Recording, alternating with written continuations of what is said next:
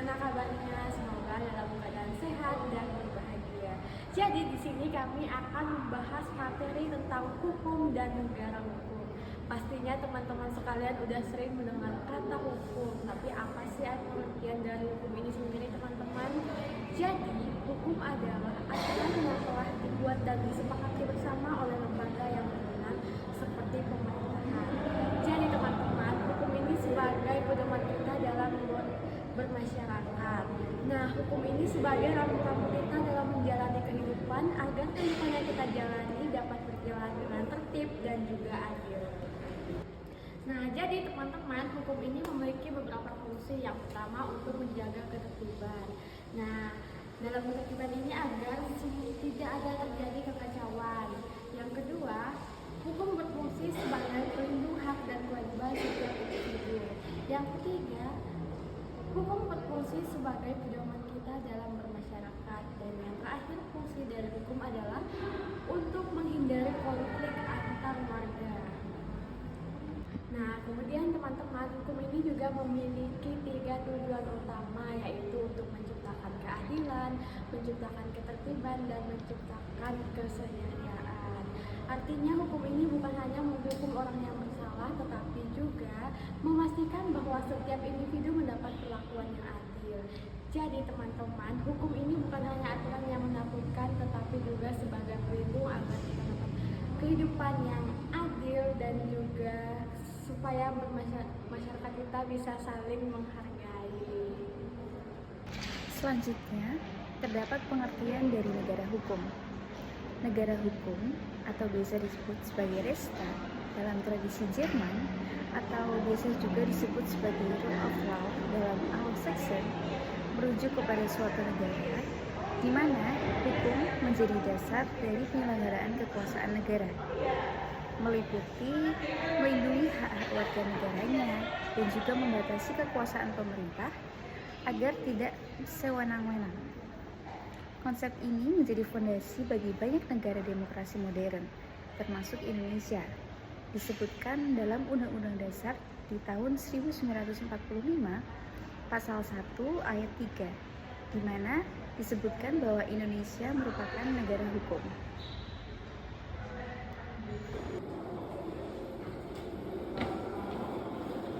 Nah, yang selanjutnya guys, kita harus mengenal apa itu ciri-ciri negara hukum. Nah, tahu nggak sih ternyata Indonesia itu punya hukum loh. Hukumnya adalah di Undang-Undang Dasar Negara Republik Indonesia tahun 1945. Nah, itu terletak pada pasal 1 ayat 3. Nah, apa aja sih ciri-ciri negara hukum? Yang pertama adalah Indonesia itu memiliki negara hukum. Jadi Indonesia itu wajib untuk melindungi hak asasi manusia atau hak rakyat Indonesia. Contoh-contoh haknya itu yang pertama adalah hak untuk berpendapat, hak untuk mendapat keadilan, dan hak untuk hidup.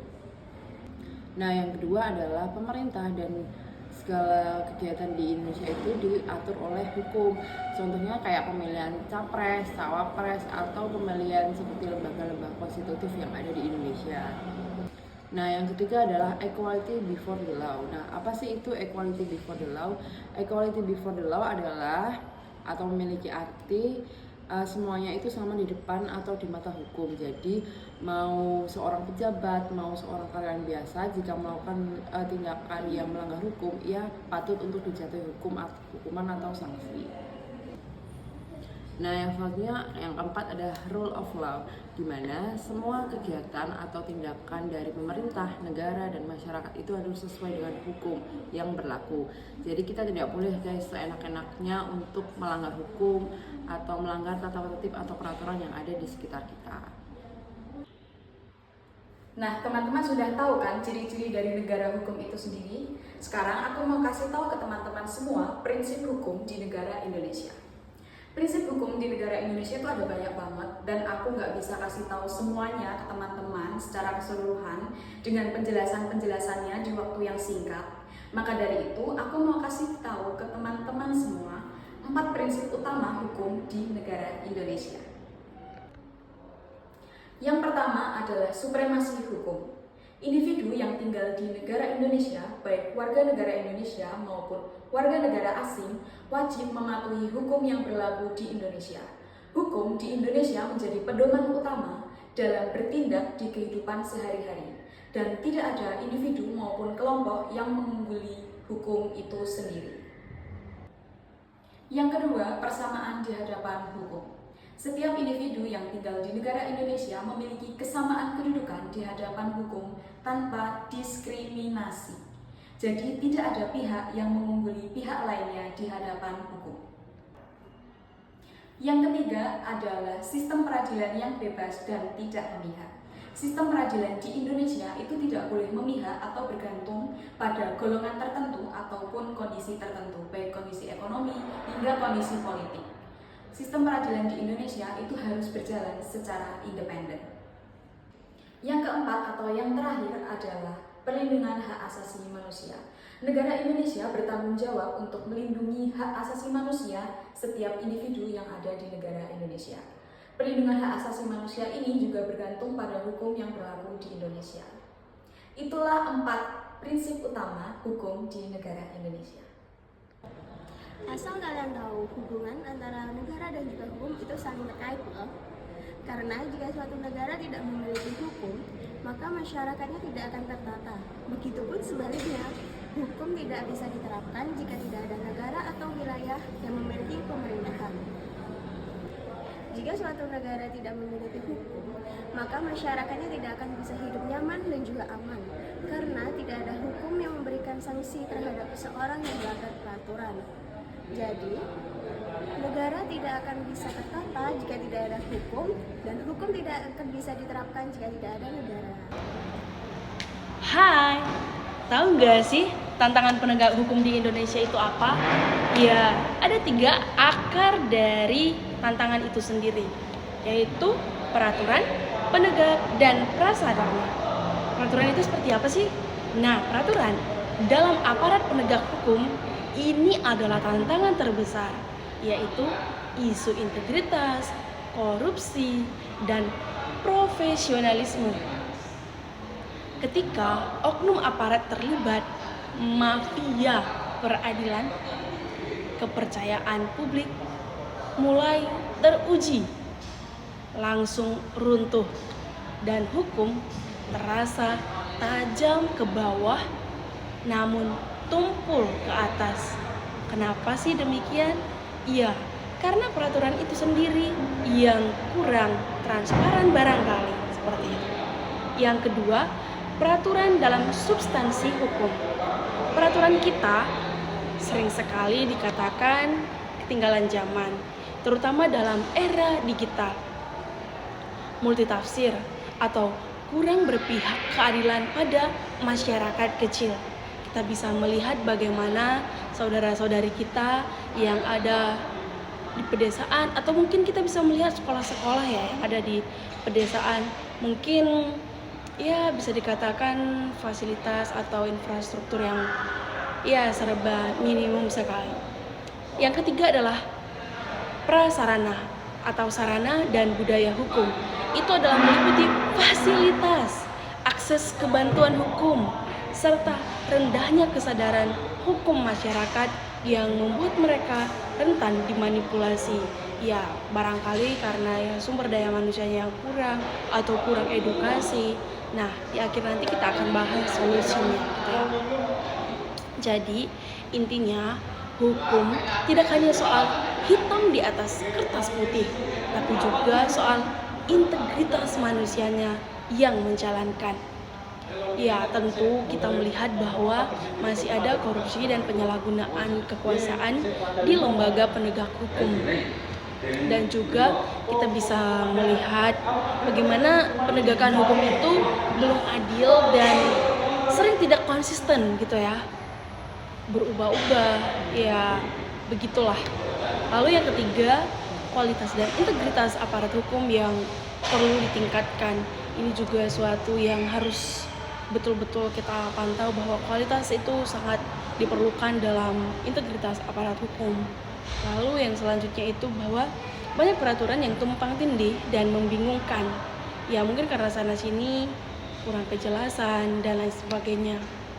Selanjutnya juga adalah proses hukum sering lambat dan berbelit-belit. Ya, kita bisa melihat beberapa contoh kasus ya, misalnya BPJS gitu ya di rumah sakit, dan contoh lainnya juga gitu ya. Lalu contoh selanjutnya adalah kesadaran hukum masyarakat yang masih rendah gitu. Dan ada intervensi politik dalam beberapa kasus hukum. Juga kita bisa melihat bahwa penegak hukum belum siap menghadapi kejahatan modern seperti kejahatan cyber. Nah, kali ini saya akan mengangkat satu kasus yang terbaru ya, masih Agustus 2025, yaitu kasus korupsi. Gimanakah itu? Ya mungkin tersebar di Indonesia, tapi kali ini saya mau mengangkat kasusnya Bupati Kolaka Timur, yaitu Bapak Abdul Aziz. Hingga kini masih menjalani proses hukum setelah ditangkap dalam operasi tangkap tangan atau OTT KPK. Ya, kasus ini sangat miris ya. Kenapa tidak?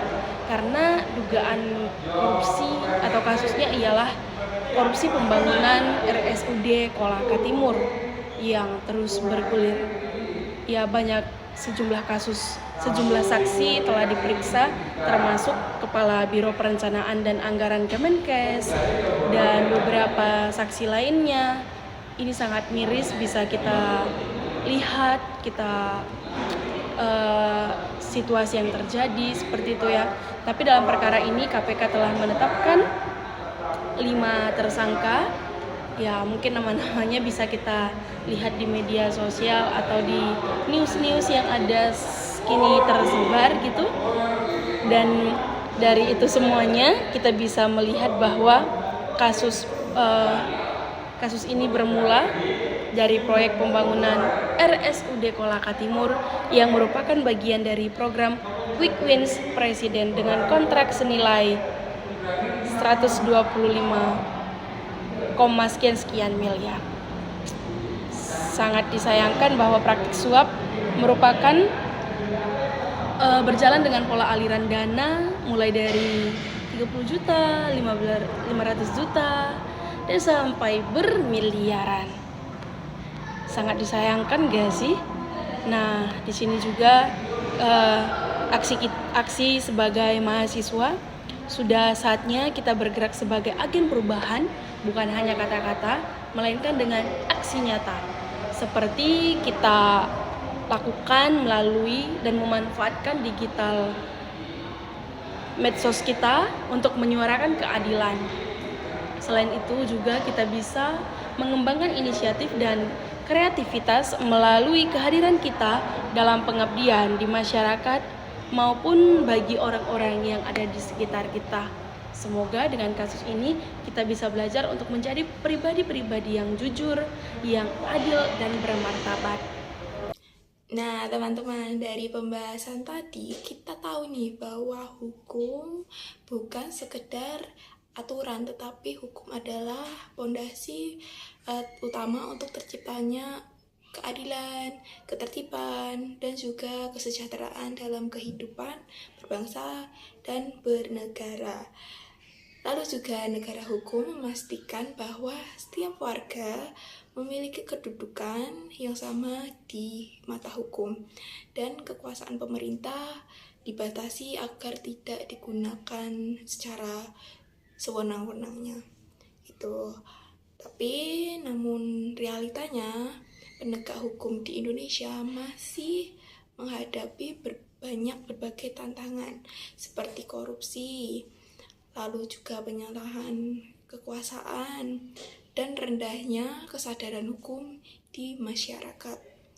Oleh karena itu, kita sebagai generasi yang muda perlu berperan aktif dalam menjadi warga negara yang taat hukum, kritis ketidakadilan, dan berani menyuarakan kebenaran. Mari bersama-sama membangun budaya hukum yang jujur, adil, dan bermartabat. Kita mulai dari hal-hal yang sederhana, contohnya menghormati aturan, juga menghargai hak orang lain, dan berani menolak ketidakbenaran. Karena warga yang kuat bukan hanya dibangun oleh hukum yang tegas, tapi juga oleh rakyat yang berintegritas. Sekian, terima kasih dari kelompok kelima. Bye-bye.